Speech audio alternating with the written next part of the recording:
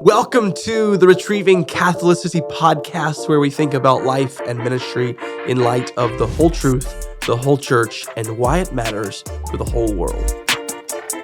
Welcome back to another episode of Retrieving Catholicity. I am your host, Mason Ballard. I'm glad you found us on YouTube, Apple Podcasts, or Spotify. So today's episode will be a reflection on a simple question that will lead, I think, to some further reflection. Is everyone a theologian?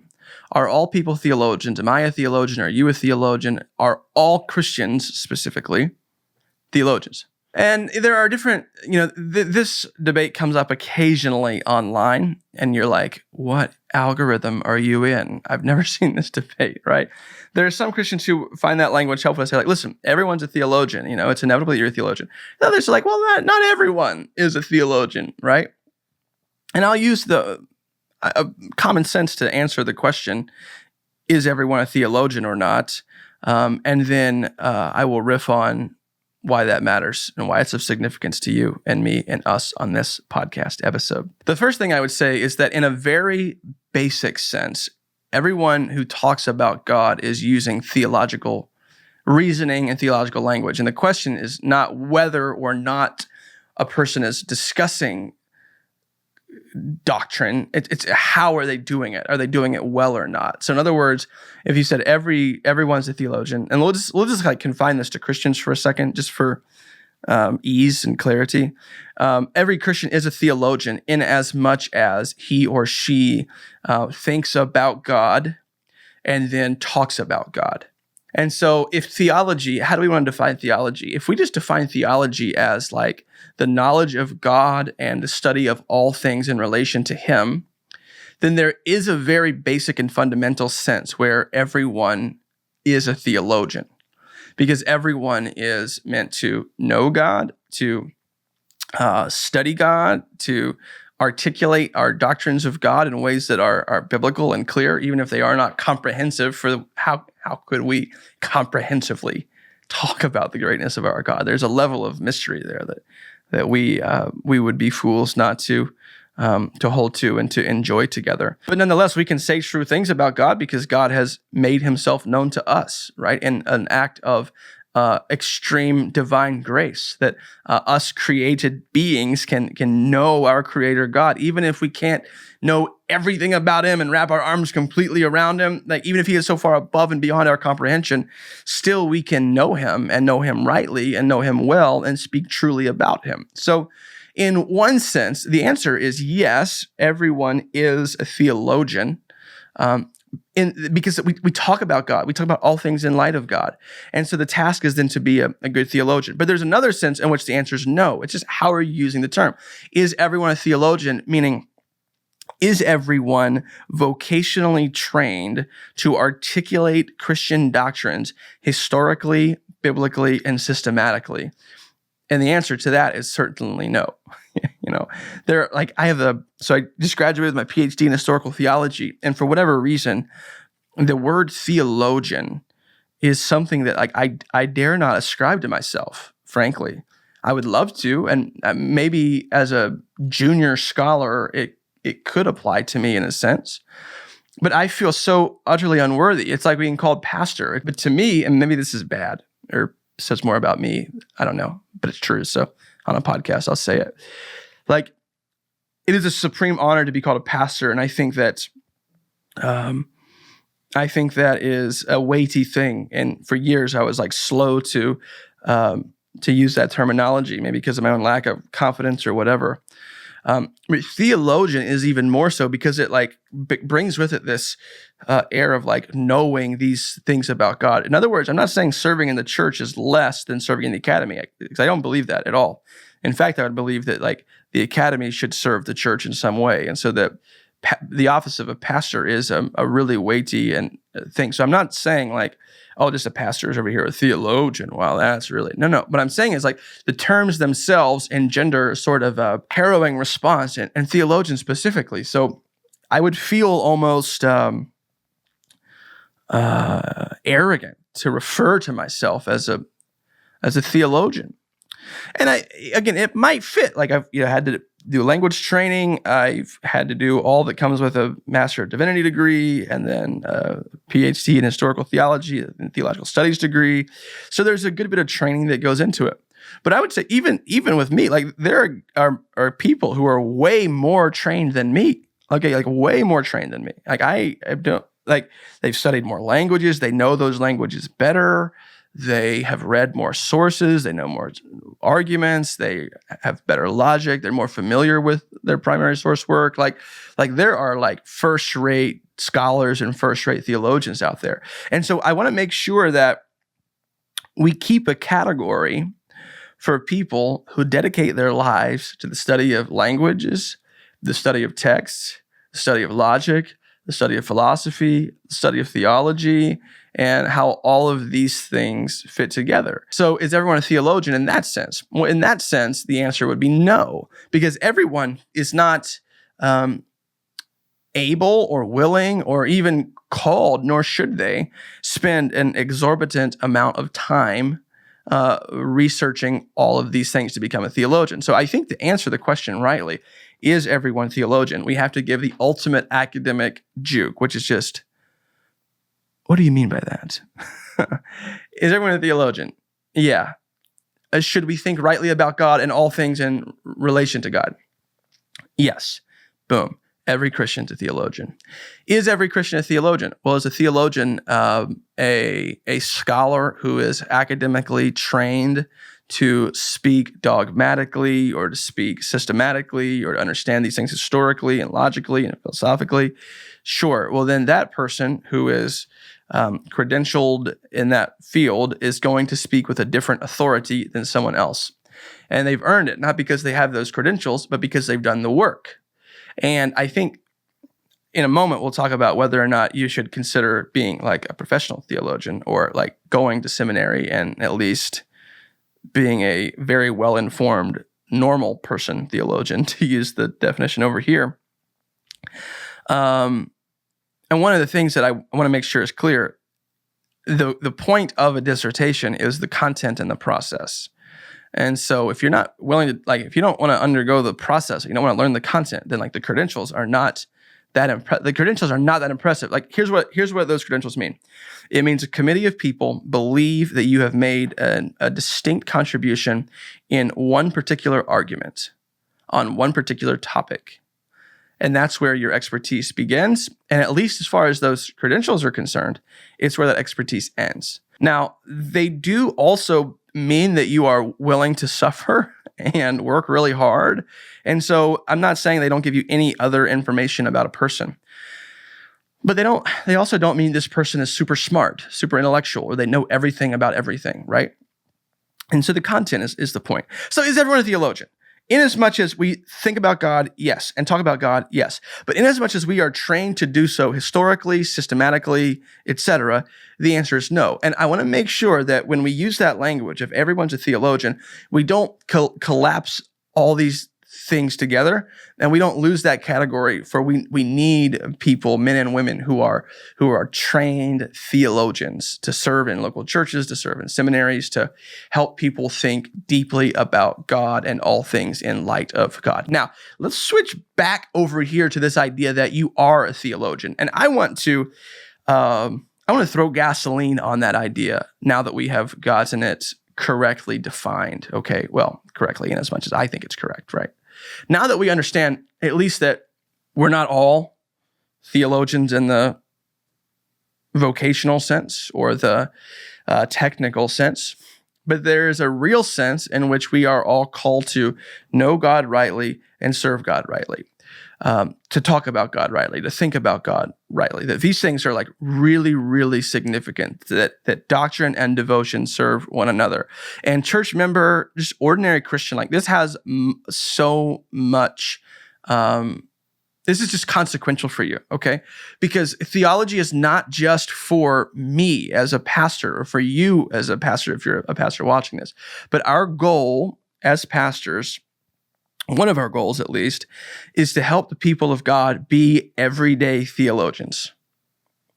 We're not going to tell you like how to handle every situation in your life. We can't do that. Like, how do we take everyone who goes to our church and tell them how to handle every single situation in their life or how to think about every single issue in their life. Like, I'll help you. We will give guidance where we can give guidance, give care where we can give care. But at the end of the day, like, our job is to preach the word, and the Spirit of God who indwells you and who speaks through his word, the Spirit of God will lead you in righteousness. And so in a sense, as you are engaging in a church's ministry, you should be becoming a better everyday theologian, because you should be thinking about God more, and you should be living in light of his glory and his goodness and his design for the world. So, in other words, the church's ministry is to bolster theological awareness in all things, to remind the people of God that this world belongs to God, that I belong to God, that you belong to God, that everything in this world belongs to him, and we live in light of that reality. Like there are so many competing visions of reality in the world today.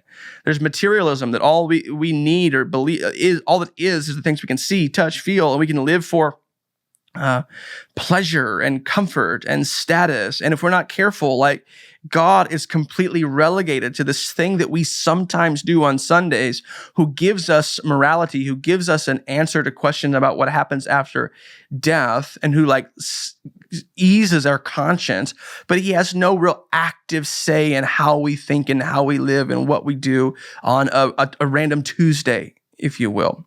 And I think part of being a healthy church is A, knowing what a church is as defined by the scriptures, so thinking theologically about church, and B, helping the people of God live in light of the knowledge of God in everyday life, so that you can apply the word of God into all the situations of your life, so that you may worship God through your life, through your ways of being in the world, that you may be faithful. So in other words, I think it's very fair to say you are a theologian if you know it or not. And the question is just this: will we be good ones? Will we think rightly about God? How do we think rightly about God? Well, we've got to be coming back to the text. We've got to be coming back to the scriptures. Churches, this is a plea, from whatever denominational background you might be in, let's emphasize the biblical text in people's lives.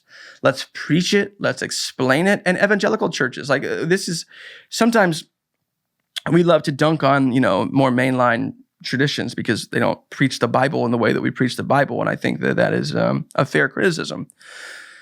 But you look at some of the liturgical practices, and the rest of the service is filled with scripture readings and all sorts of things where we just sing our hearts out and then preach for a few minutes and then back to singing our hearts out. And there's not a lot of Bible there, right? But how can the word of God infuse all that we do, right? So I just think that we are training people as churches to be theologians. Generally speaking, in the broadest sense of the term possible, to think rightly about God and to live in light of God, to not be practical atheists, right, or functional agnostics, but to be the people of God living in this world he created with an active awareness of his nearness and his presence and his providence and his grace and his mercy and his strength in all of our lives' situations. There are a million things pushing us away from God, and we need to be training each other. We need to be building each other up to be practical theologians. So I do think that we should, I think theology has a branding problem in some sense. I think some people think it's irrelevant, just reading dead philosophers, what do they have to say about anything? No, I think those are relevant as well. But in other words, people think about it completely detached from life. This is just thinking over here. When in reality, theology integrates thinking, living, loving, and doing, if you will, because it's bringing all these things in submission to the Lord Jesus Christ. So I think one of the branding problems is that theology is we use the term only to speak of a class, or to speak of content that is detached from presence, or content that's detached from reality. And so that's one branding problem. A second branding problem is that theology is about conflict.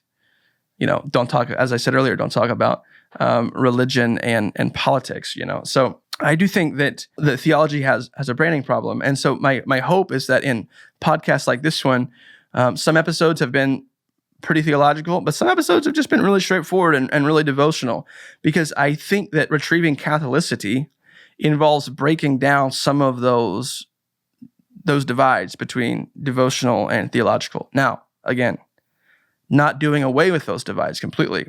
For we need dogmatic theologians, we need devotional theologians, we need pastoral theologians, we need analytic theologians, we need systematic theologians, we need all these different sorts of theologians. But all that to say, theology's branding problem is overcomable. What if theology was a term that normal people used? I want to be a good everyday theologian. You can be a good everyday theologian by going to church, by reading your Bible in community. And here's like an Easter egg or a nugget or something for Resurrection Church members or people who attend this church. I'm working on this idea, and I don't know where it's going to end up or how it's going to happen, but we're working on this idea of like having a space where we just read the Bible and we don't talk about it, we don't discuss it. We have like a phone drop box in the back of the room, and you walk in and you like drop your phone in the box. And for today we're going to read Leviticus 1, chapters 1 through 7. And we're just going to read it out loud. We're going to say, okay, thanks for coming. See you next time. And I think it'd be really cool because we're the first, if you think about it, modern people are the first people whose primary way of reading the Bible has been sitting down in a quiet room by ourselves and reading. For most of church history, this is not how the people of God received the Bible. Now, you could say it's good that we can do that. It is certainly good that we can do that. I'm not saying that's a bad thing. But I am saying it's a new thing. And how cool would it be if we thought about reading communities that yes, they are application-based, but instead of doing like a minute of reading at the beginning and then like 55 minutes of talking about the text, what if we created spaces where we just did like big chunks of Bible reading? And we can talk about it on our own time because that's what Christians do. They do normal things, normal life together. But we say, hey, we're going to read through the Bible over the course of the next couple of years. And every Wednesday night or every Sunday morning before the service or whatever, we're going to have a team of people who are, I just think stuff like that's cool. So you can become a better theologian by reading the Bible, and by reading the Bible together. By finding trusted people to be your friends and guides in the process. Like all of us can look at like podcasts that we listen to or books that we read and people that like helped us along our journey. Oh, I started reading this guy. I started reading this girl. I started listening to this podcast and they got me turned on to this idea or that idea. Like go down those rabbit holes, do those things, engage that content. Obviously not everything is great and everything is good. And it's important to have community to help you sift through that. But nonetheless, I do think that you should engage with theological content. And we live in a time where there's more theological content and even more good theological content out there than ever before. Another reason I was slow to do a podcast like this is there's so much good theological content out there that adding to it almost feels like saying, well, like there's just so much there already. Like, why would I add to that? So yeah, those are some ways I would say, practically speaking, you can grow as a theologian by integrating with your life as well. Like having more awkward Christian conversations, like with people in your life. Like, hey, let me pray for you right now. Or, hey, what has God been teaching you in His Word? Or, hey, what are you thinking about these days? Just going to theological spaces in normal conversations that are off script, if you will, for the Christian life is meant to be lived off script. But I do want to say, for some of you, it is going to seminary. It is going to advance your theological education. And so I want to talk about, like, is that for you or not? And the first thing I just want to make clear is that this is not comprehensive. Far from it. And I'm sure there are considerations that I'm not here going to be making that you should make. But the first thing I would just say is an issue of desire and calling. I do think desire and calling are more intimately related than I used to think they were. I think they're not the same exact concept, and there are times where we are called to something that we don't desire. But generally speaking, even like looking at the call to be an elder of a church, desiring it is part of it. And so,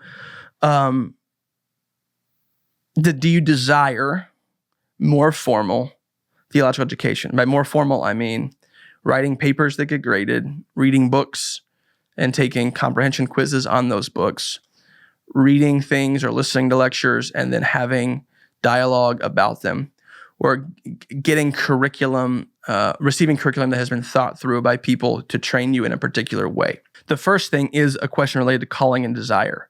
Do you desire to grow in these ways beyond what you can just do on your own? Okay. You can do a lot on your own, but what you can't do on your own is get feedback from professionals who are paid to give you that feedback, and you can't engage a particular curriculum that has been designed for a certain end, a certain task. So that's not to say you can't read a lot of the same books. You can read a lot of the same books, but there's still distinctions and reasons you would go to a formal educational institution. So desire and calling to go through a particular curriculum, to go deeper in your theological knowledge, to serve the church, to understand theology, etc. So first thing to consider is, are you interested? Do you desire it? Are you called? The second thing is just practically speaking, like, what season of life are you in? How much is it going to cost? If you're a member of a Southern Baptist church and you want to go to a Southern Baptist seminary, it's going to be more affordable than not. So if you're a member here and you're interested in going to one of our seminaries, congratulations, you can get a pretty good deal, right? But where are you family-wise? Where are you season of life-wise? Where are you financially? One of the difficult things about theological education is that the investment you make into it isn't going to come back financially anytime soon, most likely, almost definitely. And so it's not like some degrees where you take on debt for it, but you take on that debt knowing that it's going to be quickly overcome. That's not the case. So is it wise stewardship for you of your time and of your resources to do it? And the third thing I would say is specifically, like, what do you hope that it will do? And are you okay with the lowest possible outcome of it? Okay. So in other words, if you think, listen, I would love if this turned into like a student ministry job or a job as a pastor or a job on church staff or something like that. But it might not, right? It might not. And if it doesn't, I'm thankful that I will have had a couple of years to think deeply about these things and that I would not have been able to do on my own. If you're okay with taking the risk of saying, it might not lead to what I think it will, but it is still inherently worth it, then I think you should consider going for it, if you will. And I'm not trying to say theological education is going nowhere, but I am trying to say there's a very good chance that it's not going to lead to what you hope it could possibly lead to. So are you okay with the lowest possible career, in quotes, outcomes? And if you're okay with the lowest possible career outcomes and you value the content sufficiently, then I think you can do it. So those are just three considerations I would make. Now, some of you are watching this because you are theologically minded. Maybe you have a master's degree already and you're thinking about a PhD. And I would say this, Dr. Dusing, who is my supervisor, he's the provost at Midwestern, at our graduation practice, he made an appeal to the master students and said, the PhD, if you're thinking about it, is all the things you liked about your Master of Divinity without all the things you didn't like. And there's a lot of truth to that. And what I tell people is, what are the books that you read in your Master of Divinity program that you enjoyed and that you like? Let's say you're supposed to read 2 chapters, but you went ahead and read 6 chapters. Or let's say that you're reading this book and like you're checking the footnotes and this book said, and then you're following that footnote to another book and then to another book, and you are beginning to trace out particular themes and particular ideas. Well, then you are onto something that you care about. And if you're onto something that you really care about, then you have found a topic that you want to study more, that you want to wrestle with for the next few years of your life, and you are willing to yourself think about and sort of join a dinner table conversation about, where you bring your own contribution in light of these other contributions from the dinner table, if you will. So the number one thing I think is important to consider if you are considering like a PhD is there a topic that I want to research and write about because it has some bearing on life, ministry, or the academy? And so if there is, for me, that was the Catholicity of the church. I was really interested in liturgical worship. I was really interested in missions. I was really interested in church history. I was really interested in all these different things. And then I began to find this doctrine of Catholicity sort of at the intersection of some of those. I began to find other evangelical Baptists who had thought a lot about it in the last decade or so. And I began to ask questions in light of their thinking about it. And then bringing those questions, those are going to shape my own thinking. And it's going to shape my own research project. And so is the content something that you care about? If you just want the credentials, I'm telling you, it's not worth it. It's not that impressive. And there's a good chance that pride is leading that show, if you will. And God will unimpress you with yourself quite quickly. So that's a guarantee. So if you find the content, if you've got the time, if you've got access to the resources, or if you're willing to sacrifice for a season or whatever, then do it. Then go for it. The church needs more people trained to think deeply about God. Like more people who are having just after church conversations, who are thinking deeply about the Bible and the glory of God and not just reacting to whatever is happening. So all that to say, is everyone a theologian? Yes and no. There's a category still for trained theologians. Some of you will, in your quest to become better everyday theologians, flirt with this more academic side. And some of you, I think, maybe should consider going to it. Getting a master's degree, taking a certificate program, getting a PhD, whatever, to serve the church well. So thank you. I hope today has been an exercise in redeeming that word theology for some of you, for giving some practical advice on next steps for still others of you, everyday theologians. Thanks for joining us here on Retrieving Catholicity. Please like, subscribe, rate, review, etc., etc. See ya.